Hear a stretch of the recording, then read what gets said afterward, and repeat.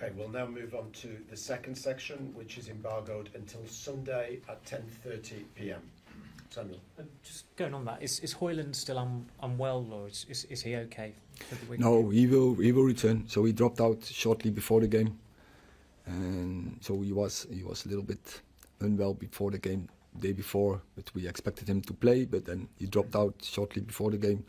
But he's back in training. And obviously, you want Andre to play in this game against Tottenham, but you also signed another goalkeeper in the summer, Bayındır, who has still not played a game.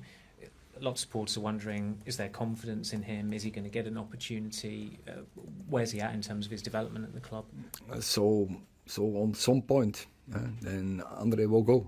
So we are totally happy. We constructed this group of keepers because we are comfortable with this, and we have confidence in them both. That they are both very good goalkeepers, are both experienced on the highest levels.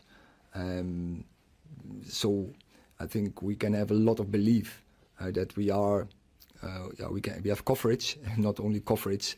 That is really competition between them three, and so we are sure if Andre has to go, that we are good. That we are in a good place, and we have a good replay to fill that gap. Laurie. Lisandro Martinez and Casemiro back on the grass. How quickly might we see their return? They are a longer time already back on the grass, but now they return back in team training, not fully, so partial. And now they have to make this the next steps, but that, of course, that takes some days, I think even weeks. And do you sense with your meetings with Ineos, with Brailsford and Ratcliffe, that anything could happen in January that would affect it, or is that something for after the window? So you know what is in the process, so what's going on, and so I have to refer to that. James. Erik, you said they'd given you a few ideas of their plans and strategies in the future. Do you expect some of the biggest changes to be made around recruitment, which have been an issue for the club for 10 years or so now? So it's not up to me to share that with you. Okay. Rob. Donny's move to Frankfurt has been confirmed.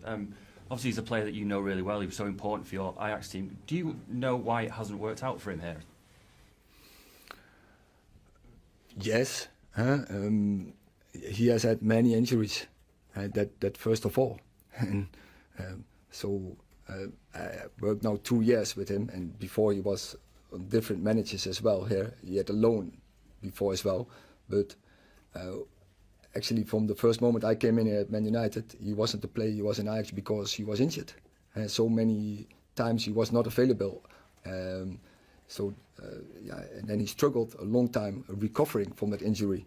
So I think that is probably the main reason why he was not playing, and then we decided for a loan in the summer, but that didn't came, and then of course his opportunities came few, because also we make appointments, we make agreements with players, we contract players in that position as well, where the competition was high. Are you ever concerned that other players, when they're looking to come here, may look at a situation like Donny's and think that he was one of the best young players in the world, he was on the Ballon d'Or shortlist, and he came to Man United, he's got his big move, and it just hasn't worked out, that other young players may look at this and think, well, I don't want to go there, I don't want to risk my career going in the same direction? But that is always on those players and which confidence you have in your capabilities. But I can tell you one thing, the Premier League is tough. Man United, that is tough to play there, because it's more easy to play in almost any other team than it's in Man United, because the pressure is that high always. You have to deal with that. But if you have confidence in yourself, then I think this is the best challenge, and definitely this is the best club you want to be as a player. And so that depends from player to player, and especially it depends on the character, the personality of the player. Chris. You mentioned that the talks with Ineos went well, but does them coming in also create a certain amount of pressure and expectation for everyone at the club, yourself, the staff, the players, to now step up and take this club to the next level? So once again, that's not up to me, but for my talks, I had a fantastic feeling after it. So the personalities about them, their ideas, the process they want to go in, and so I'm very positive about that, and I'm sure it will be beneficial for Manchester United. You've got a game on Monday, of course. How important is your season now, with that one trophy left to play for, being like realistic, one trophy left to go and play for? How important is the FA Cup now to the season? Oh, we play also Premier League. No. So, yeah, we have now 2 leagues to play for. We play for Premier League and we play for FA Cup. Last two, Paul and Will. Paul.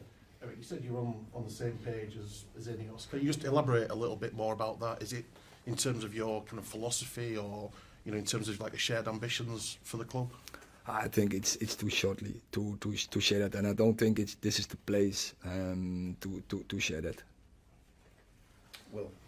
Having lost in the FA Cup final last year, has that provided a little bit extra motivation going into this season's competition, that you got so close but fell short at the end? Yeah, but it's a cup game, so it's do or die. So I like it, but we have had this situation before the season, and we have to be ready for the game. Against the game where we were a winner, we were not, and so we have to make sure we have to get ready for the game. You face an opponent who is 100% and will give even more 100%.